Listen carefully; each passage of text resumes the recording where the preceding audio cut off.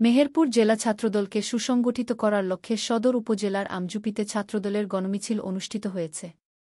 মঙ্গলবার সন্ধ্যায় আমজুপি ইউনিয়ন ছাত্রদলের উদ্যোগে গণমিছিলের আয়োজন করা হয়।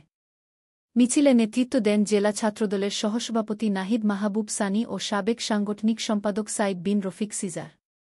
মিছিলটি আমজুপি বাজার থেকে শুরু হয়ে প্রধান সড়ক প্রদক্ষিণ করে একই স্থানে এসে শেষ হয়।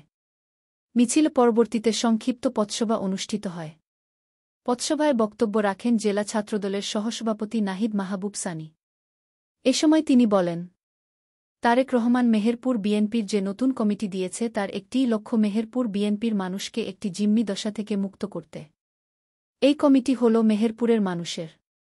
মিছিলে অন্যদের মধ্যে আমজুপি ইউনিয়ন ছাত্রদলের সভাপতি নাদিম, ছাত্রনেতা সুইম, আশিক রেজা, ফারুক, আশিক, তামিম, জুয়েল, খোকন, জীবন, রনি, ফয়সাল, জিয়া, সাইবার ফোর্স সাংগঠনিক সম্পাদক নাজমুল হাসান সোহাগসহ ইউনিয়ন ছাত্রদলের বিভিন্ন ইউনিটের নেতাকর্মীরা উপস্থিত ছিলেন।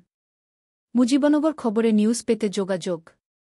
শাহেদুজ্জামান রিপন, যুগ্মবার্তা সম্পাদক, মুজিবনগরখবর.com, মেহেরপুর। নিউজের জন্য যোগাযোগ মোবাইল 017230043000। শহীদুল ইসলাম সাইদুল, বিশেষ প্রতিনিধি, মুজিবনগরখবর.com, মেহেরপুর।